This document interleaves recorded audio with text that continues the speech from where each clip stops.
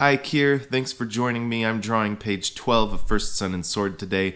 This one will have less cityscape and more sword and sun interacting.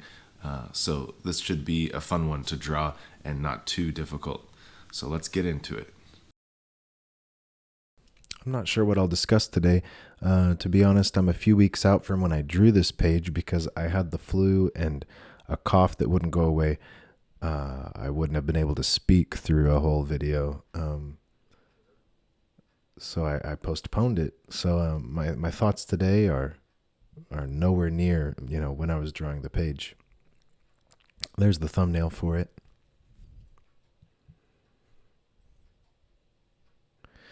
Yeah, so it's around the holidays. I've been trying to take it easy, enjoy life, taking a bit of a step back from projects and work, and it's not too much of a step back, but it's been good. Um, yeah, you'll see here on this page that I'm trying not to get too attentive to the details yet. I keep trying to do this. Can I just look at my thumbnail and just like block in the basic shapes of what needs to be there? And here I am putting details into that sign, as I say that, but yeah, just very loosely sketching in these things, and you saw the thumbnail, so that'll give you an idea of what these things are because it's not very clear at this point. I sometimes draw in the word balloons just to make sure there's room for the speech and that I can find a place to put them. But that's something I do digitally later. This is again a scene with just back and forth talk between the characters. Not a lot of that city, walking through the city and all that. They're at this little shop that's selling roasted crocodile. And Sun made him stop and look at it and try to buy one for him. And he wants the really big crocodile that's roasting, and he's given a really small one. Sword only gives him a small one, and he's disappointed. So, just a fun little moment to see him disappointed, that a lot of people can relate to, and further establishing this. Sword is playing this kind of father role, and Sun is just a kid. And this is before things escalate, because there's that sense there's danger here in this city, and you've got this silly moment, or just like making it clear Sun is a child, and Sword feels like a father in a sense to him, and it sort of sets the tone for this whole story here. Will Sword really accept the costs involved in being a father figure to this boy? And the boy's, we've seen how tough he is, but he's still just a kid. So that'll be part of raising the stakes and our concern for the boy as he gets into some trouble coming up. Yeah, so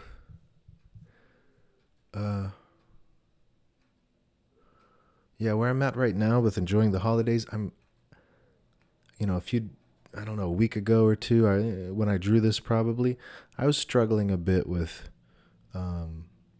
I felt like I was rushing the pages a little bit, and I wasn't sure if it was looking like I wanted it to. But then I had the conflicted, feeling that I also want to be quick and I want to get faster at this.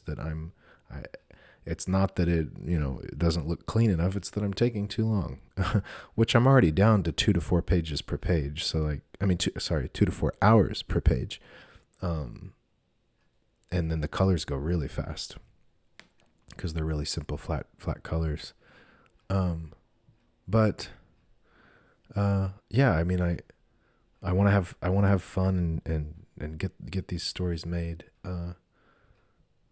So I've been kind of stuck between those two feelings. But right now, with kind of the holidays and the enjoyment of kind of relaxing, trying to enjoy life, I'm thinking, man, I hope I can just enjoy life and let my pages be enjoyable as I draw them, and just fast and just looser. Like I want to get even looser at this point, and even more, fast and fun. I did have to stop and reference the drawings I made of crocodiles and even some photos of crocodiles, because, I wanted to make sure I got like the shape of the head right. It's kind of a funny shape, and it's kind of hard to distinguish from an alligator in my imagination.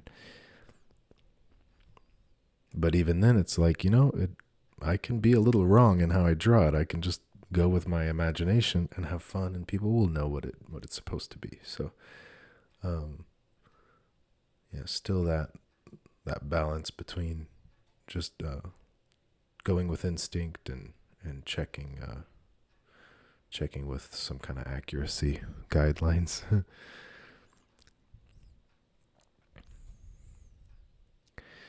Okay, so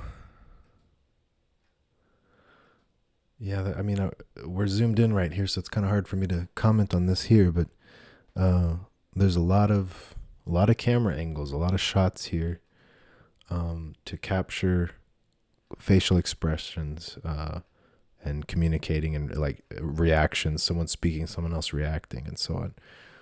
So this is a close up on Sun, and I'm trying to get his facial expression just right. Here I am trying to be fast and loose and just go with my instinct, but then I look at it and I'm like, that's not quite right. I can tell that I'm not quite getting the acting out of my character that I want. And part of it is my drawing skill limitations. But part of it is really just the acting, me being the actor through this, figure this character I draw. I'm not feeling the emotion right. I'm not expressing it correctly. So I drew this face several times until I was like, that's the look I want to go for. And I don't mind that. If I had to erase and redraw, just a piece of anatomy or something again and again like this, I would be annoyed with myself a bit. But this is for a different reason. I'm basically doing different takes of the acting until I get a take I like. And the acting's important, so that's not a bad thing to do. I finally got a look I liked. I think part of that was if someone just has like a shocked look on their face, it's hard for it not to look like a still image. It just doesn't look alive. So certain just big smiles or big shocked looks just look really static to me, especially if they're like dead on looking at the camera. So I always try to give my characters like their heads a little tilted, they're a little off looking. I mean, their heads aiming a little off center, and they're tilted. Little things like that to me give it like that more organic feel that these are like living characters. Mike Mignola is someone that does it in his older work, but lots of people do it where they make it really symmetrical, just a figure looking dead on at the camera, perfectly centered on the page, perfectly straight up, perpendicular, and with an expression that is sometimes a still image of like the full smile, the full shocked look. It's kind of rigid in that way, and it does make it easier to get your drawing done when you do that, because you basically have reference. If not in your mind, then you actually have like actual photo references, or previous drawings you've done, like that are like, okay, here's my 9 expressions or 6 expressions. I'm just going to put this face on everything. And there's nothing wrong with that. It can be faster, and it can even let the reader, they get used to seeing. It's almost like it's your language, and they get used to that language. So they can imagine any expression on that character they want because they know that the one you put on there is just representative. That's getting kind of complicated and deep there to say that, but for me, I don't want my drawings to only be like representative to and let people project onto it the way you would reading a book when an emotion is stated in a word, and then you have to fill that in with your imagination. I like to show, to capture the expressions and kind of cartoon and bring these characters to life.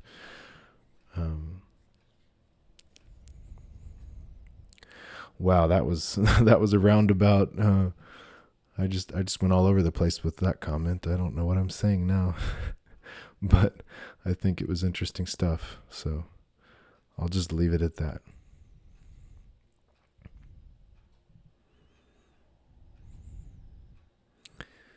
Yeah. Yeah, the boy, here's these 3 panels. The boy kind of leaning his head back and sniffing at that smell of that big crocodile he's so excited to get. And then sort of holding it out in front of him kind of sternly, like, here it is, now shut up. And he just gives him the small one. And then his expression, son's expression of disappointment, that all he got was a real small one. And I decided to throw in some background here of down the other street. Just kind of made it up and threw it in a bit.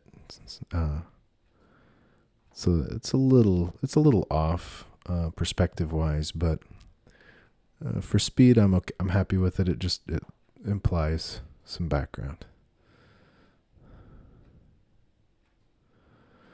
Yeah, that I didn't photo reference this or anything. It's like, okay, how do I draw a face at this angle, a human head at this angle of a child, no less, and where do I place these shadows that I use to indicate where, light and shadow and also form. So trying to work that out without reference, really.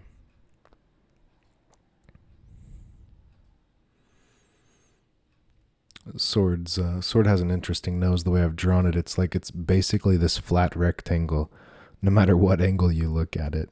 And so when he turns his head, it is kind of awkward to draw, to make it clear what would that look like from a profile view.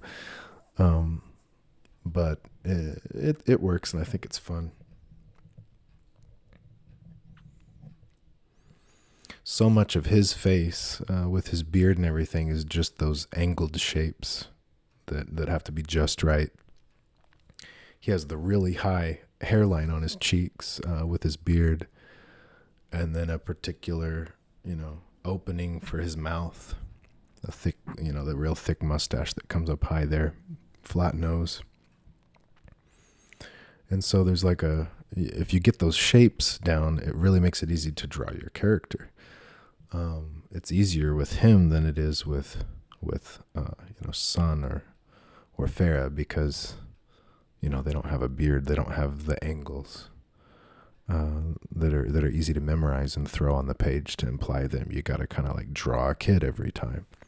It's like drawing Superman versus Batman. It's like a lot easier to just draw a mask and those pointy ears, things like that, than to draw Clark Kent's face like again and again. Just a man's face that looks like the same man every time with no real unique features.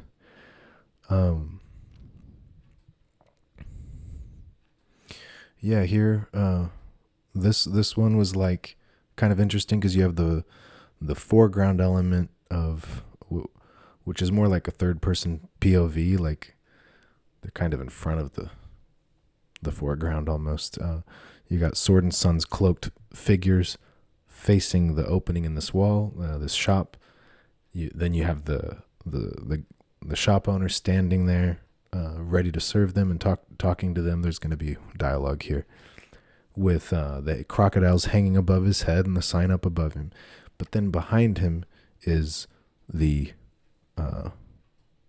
grill and and a big crocodile on the grill and the smoke coming up. So like there's several layers to that drawing, and I try to limit how many layers I'll put.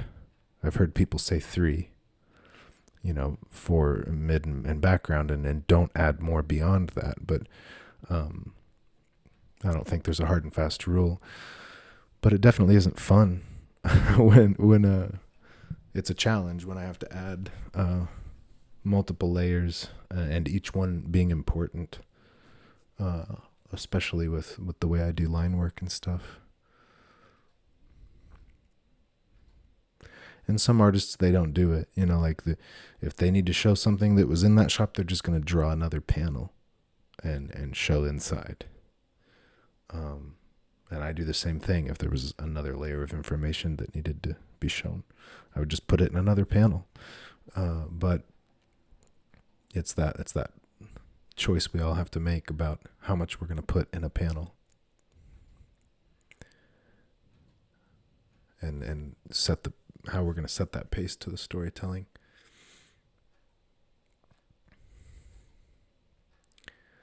Yeah, we're already on to the next panel. Yeah, the smoke, just some lines in for the smoke above his head, and just move on. Camera's looking up, so you can't really see any background. I don't really have to draw anything. It's just the sky that makes it easy.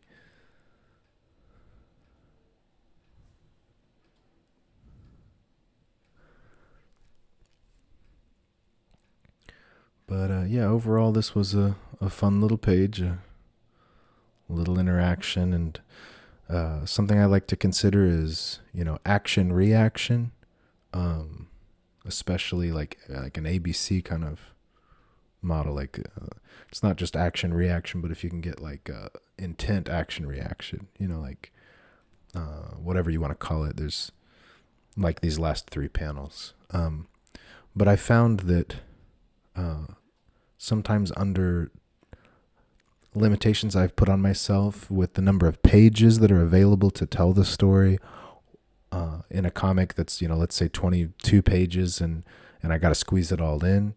So there's been that limitation, or just a time limitation that I just want, to only draw so many pages, and I want to be done with a certain scene in a certain number of pages, or I've got to get to a certain cliffhanger by the end of, this page.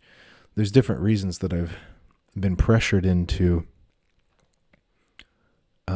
not showing action reaction, or ABC,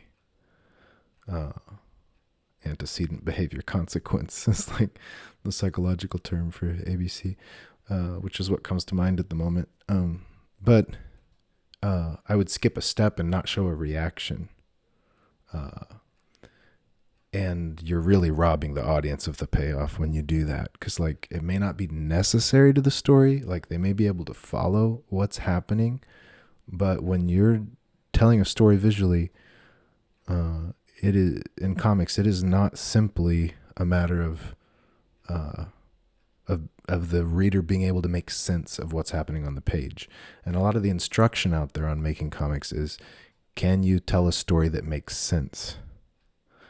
But that's like the bare minimum. You have to be able to tell a story that's interesting, like that motivates the reader to turn the page. That they it hits them where it hurts. It hits on what people are after, a story.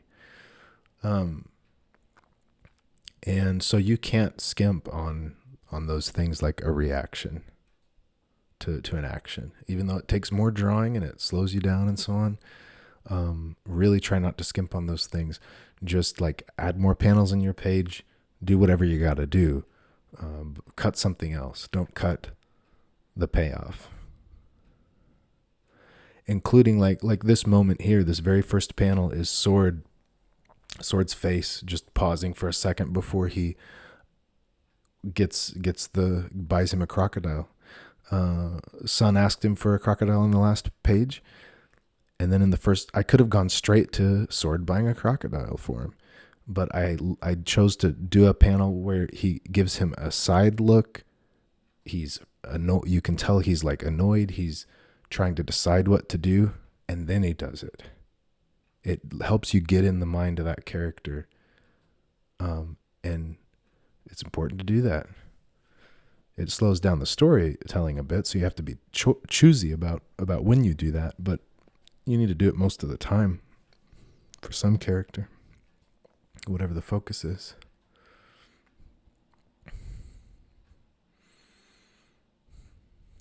So, there's a wall behind him. That's why I threw in those black shapes. I'm just throwing a shadow on the wall. It's not clear how it got there and how it makes sense, but that's where I chose the wall that's already in shadow. That's the point at which it transitions from a certain darkness to an even darker, level. So I chose that line because I thought that line looked good, and it gave an indication there's something behind him. I could have just thrown it all in black, but then it wouldn't indicate any depth really at that point. In my attempt to cartoon here and be quick, I left that gloved hand of Sun's in that last panel looking a little wrong. So I had to go back and white out and adjust that.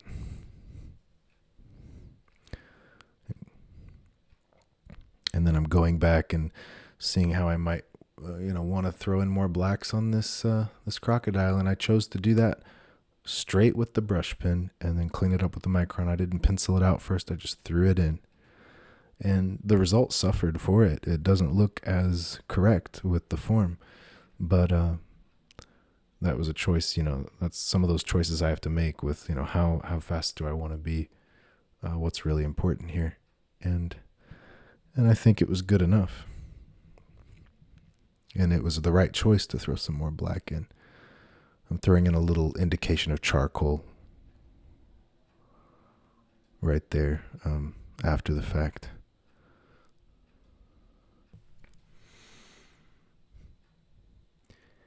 And so lots of character interactions, different camera angles back and forth between the characters.